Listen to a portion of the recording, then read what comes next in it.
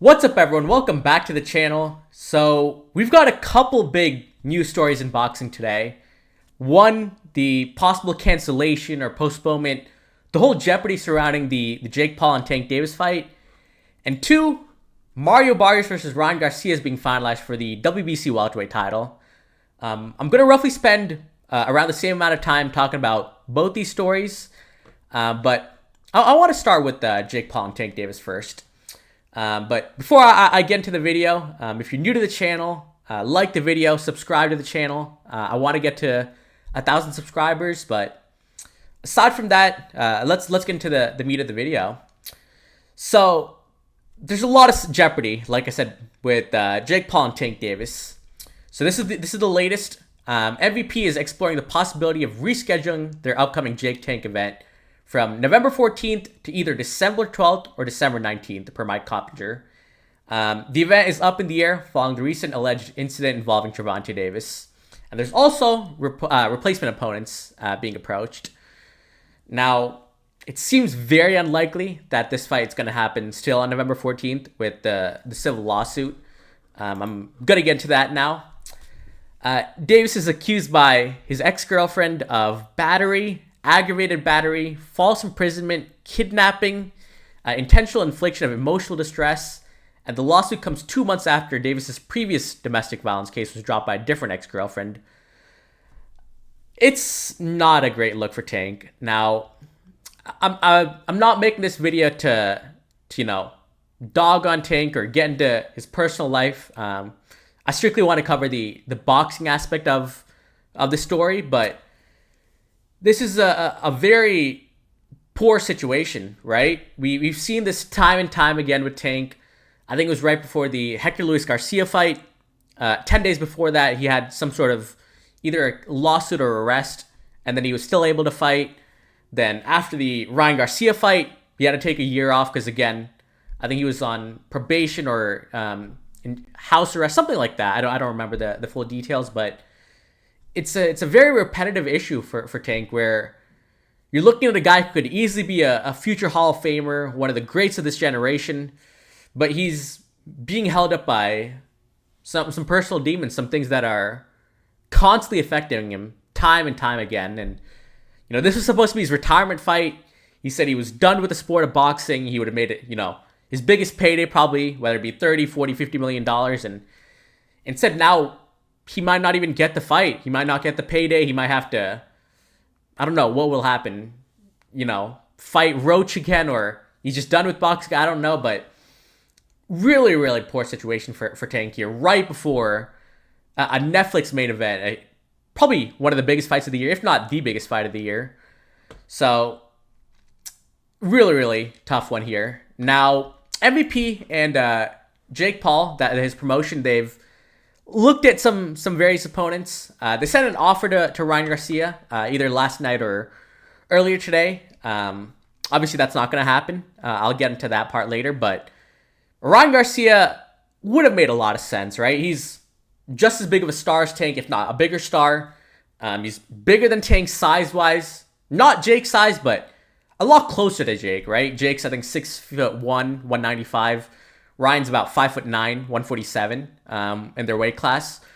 It's more feasible than Tank for Ryan to go up. So I thought this made sense in terms of a build up, and they've trash talked each other and had some sort of fake beef or real beef, I don't know, in the past. I think it would have made sense, but obviously it looks like Ryan's finalizing a deal with Barrios for the title. So this is kind of out of the picture. But there's some other guys they're looking at, not just Ryan. I want to go through all the possible names. One of them is Edgar Berlanga. Berlanga, obviously, good trash talker. Also lives in Puerto Rico, where Jake I think lives at. Jake versus Berlanga is not an awful fight, right? You get both guys to trash talk each other. Realistically, Berlanga beats him up, I would say, since they're not that far apart in size, and Berlanga's done this for a lot longer. Jake would have a bit of a puncher's chance. Berlanga's not that great, but realistically, Berlanga would probably stop Jake, or at least outbox him, hurt him. I wouldn't be opposed to this. I don't think it sells anywhere near as much as Jake or Tank. And I'm not sure Netflix would want this kind of fight, but I don't think it's the worst potential option. The next one is they sent an offer to Terrence Crawford. It would make sense from a business perspective, but this is not the type of thing Crawford does, right? Crawford is a top 10 boxer of all time. Just beat Canelo on Netflix. Made $50 million. He's not going to go and fight Jake Paul for another $50 million, right? He's either going to rematch Canelo or go for undisputed at 160 pounds. Crawford is a no-nonsense guy. This is not something he's going to entertain in the slightest. Another potential option was Anthony Joshua. No. Joshua would put his right hand right through Jake's chin.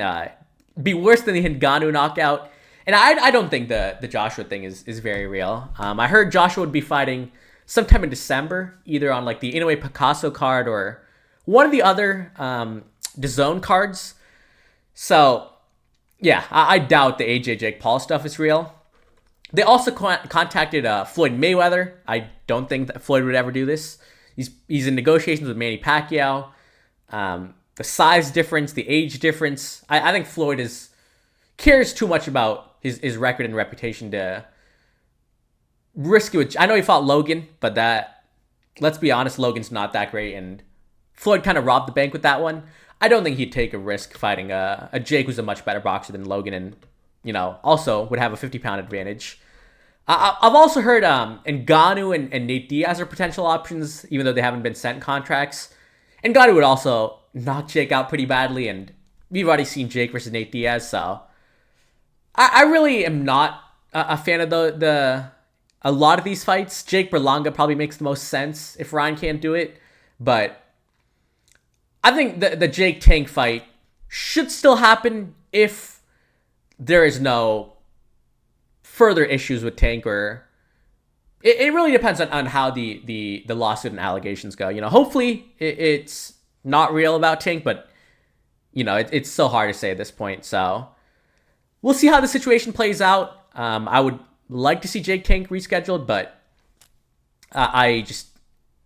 it's such a repetitive pattern with Tank that I don't know if this is worth continuing or risking for a big brand like Netflix. But anyways, moving on to a more positive topic. Ryan Garcia and Mario Barrios for the WBC welterweight title. I wouldn't be I wasn't shocked that this fight is being finalized, right? Ryan's been talking about fighting Barrios. He's been wanting a world title, right? I feel like that's the one thing that's evaded Ryan. A world title, for such a big star, a young prodigy that was supposed to go so far, he is missing that world championship, and Barrios is just the right guy for it, right? If you look at the champions of welterweight, Ryan fought Rolly for a vacant belt, WBA title, fell short. He's probably not going to go into the UK and fight Crocker. Crocker's not a big enough name to sell in the US. And then Norman is fighting Devin Haney, and that's a huge fight on its own. So that left Barrios for Ryan, and good on both of their managers, right? Good on Oscar, gets Ryan another world championship opportunity, and I don't know who Barrios' manager is, but that guy is good. That guy is real good. A Tank fight, a Pacquiao fight, and now a Ryan fight for a guy who realistically is probably the weakest champion in boxing. It's some great work for his manager. But I think this can be a really competitive fight, right? Both these guys had lackluster last performances. Barrios went to a draw with Manny Pacquiao, who's 46 years old, and struggled really over the first 8 to 9 rounds. Barrios kind of found himself in the last 3 rounds. I thought he did a better job pressing forward and putting on an older Pacquiao, but early on, I thought Barrios was too respectful of Manny and fought a very hesitant, poor game plan. And then Ryan obviously had the year-long suspension after the Devin Haney fight. Came back, was like a minus 1,100 favorite against Rolly, and then got like 9-3'd and dropped. Not a great look for Ryan as well, especially headlining that Times Square card. It's pretty much a bounce back opportunity for both guys. If I'm going into it stylistically, I think Ryan's a lot more athletic. I think he's a lot faster, hand speed wise. He's a lot more powerful. He's got the more of those highlight reel knockouts, those devastating body shots. He has a lot of those X factors that Mario Barrios doesn't have per se. But at the same time, I think Barrios has more of that championship experience, right? He's been a champion. He's beaten Yordenis Ugas, who's better than any Ryan Garcia win. He's went toe-to-toe with Tank, a lot closer than the Ryan Tank fight. He had the experience with a Hall of Famer in Pacquiao, right? He's got more of that experience compared to Ryan.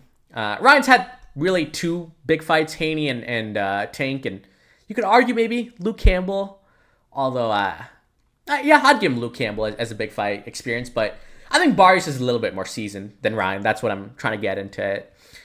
I also think Barrios has maybe a slightly better gas tank. He can pace himself a little bit better, whereas Ryan, he kind of goes guns blazing at times. And then if you clip him, he becomes kind of tentative and lackluster. I think Barrios can stick to his guns a little bit more. If I had to, I'm really going back and forth with this one. If I had to really lean towards somebody right now, I'd probably lean towards Barrios. Like I said, I think both guys had really awful performances, but it's more the fact that Ryan's not been that active, and I do think Barrios is durable enough to kind of take this fight to the later rounds. He can probably sit behind his jab, land a couple uppercuts, right hands, combinations. He throws more combos than Ryan. I just feel like Barrios is the type of durable guy to take a fight like this to the later rounds. Obviously, if there is an early knockout, it probably would be Ryan with the left hook, or even a body shot. You've seen Tank hurt Mario to the body. But I do think Barrios will take this fight to the later rounds. So I would probably lean towards a close Barrios decision, but it really depends on which version of both guys show up. I think if it's the Ryan that fought Campbell or even Duarte, even though he didn't have the greatest defense in that fight, Ryan could definitely win. Even the Haney version, right? Take the whole Austrian stuff aside. If he's able to land the left hook that frequently, I think he can definitely clip Barrios. And for Barrios, it cannot be the version of him that fought Manny or Abel Ramos or guys like that. It has to be the version of Barrios that fought Ugas, right? That Barrios stood his ground. He was landing a lot of good right hands, really pushing the pace. That's the version of Barrios that I want to see in this fight. So hopefully they both step to the plate a lot more than the last couple of fights, but I don't mind this fight. I think it can be a good headliner. I think it's, first quarter of 2026. And Golden Boy and PBC have been exchanging contracts, so it might be like another PBC x DAZN event. But I imagine it'll be a really good card, right? They'll probably put it in Vegas or Dallas or something like that. Put a couple other championship fights on it. Some young contenders. I think this is a very solid headliner and good comeback fight for both guys. But yeah, that's kind of all I got for today. Wanted to talk about the two big stories in boxing going on this week. You guys let me know who you want to see either replace Tank, or will Jake versus Tank still happen? Who would win Jake versus Tank if it still happens? Who you got in Mario Barrios and Ryan Garcia? Who you want to see on the undercard? Some other video ideas you want to see from me. But if you made it this far, thank you guys for watching. Like the video, subscribe to the channel. Like I said, I really want to get to 1,000 pretty soon. I'll probably do a giveaway if I get to 1,000. Maybe a pay-per-view or like a post or something like that. I'll figure it out. You guys let me know what you want for a giveaway. But thank you guys for watching, and I'll catch you guys in the next one.